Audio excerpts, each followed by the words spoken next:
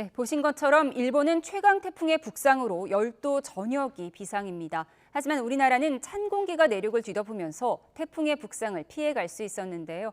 다만 당분간 한반도에서는 태풍의 간접 영향으로 서쪽에는 폭염이, 동쪽은 비바람이 강해지는 극과극 날씨가 나타날 것으로 보입니다. 취재기자 연결해 자세히 알아보겠습니다. 김민경 기자.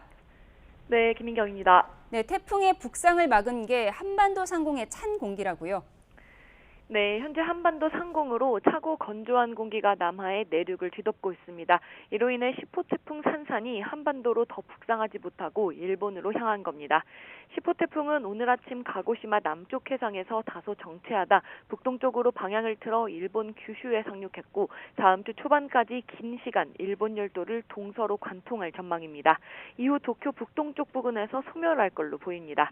한반도 내륙에는 직접적인 피해는 없겠지만 태풍의 위력이 워낙 강해 우리나라 남동쪽 해상은 태풍의 직간접 영향이 예상됩니다. 현재 남해 동부 바깥 먼바다에는 태풍 경보가, 동해 남부 남쪽 바깥 먼바다에도 태풍 주의보가 내려졌고 최대 시속 100km에 달하는 강풍과 함께 최고 6m의 높이의 높은 파고가 일 걸로 보입니다. 남해안과 서해 남부, 동해 남부, 제주 해상에도 풍랑특보와 함께 강풍주의보도 발령됐는데요.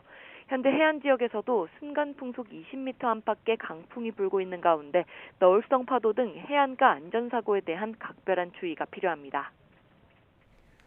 네, 서울은 아직도 무척 더운데요. 한반도가 서쪽과 동쪽이 전혀 다른 두 얼굴의 날씨를 보이고 있다고요. 네, 그렇습니다. 오후 3시 반 기준 전남 완도 36.3도, 강진 35.6도, 서울도 33.5도 등 서쪽 지역을 중심으로는 기온이 30도 이상 올랐습니다.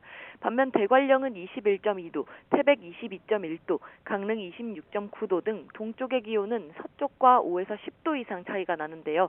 동풍이 태백산맥을 넘으며 기온이 오르는 팬 현상에 더불어 낮에는 맑은 날씨 속 강한 햇볕까지 더해지며 기온이 크게 오른 겁니다. 하지만 강원 영동과 영남, 제주는 가태풍의 간접 영향으로 비가 내리고 있는데요. 내일까지 강풍을 동반한 최대 80mm 이상의 비가 예보된 가운데 강원도 남부 산간에는 시간당 30mm 안팎의 강한 비가 내리며 호우주의보가 내려졌습니다. 한반도 상공에 내려온 찬 공기의 영향으로 서울 등 내륙의 열대야는 대부분 사라졌지만 주말까지는 동풍의 영향으로 서쪽 지역을 중심으로는 낮더위가, 동쪽은 다소 선선한 날씨가 이어질 전망입니다. 지금까지 과학기상부에서 YTN 김민경입니다.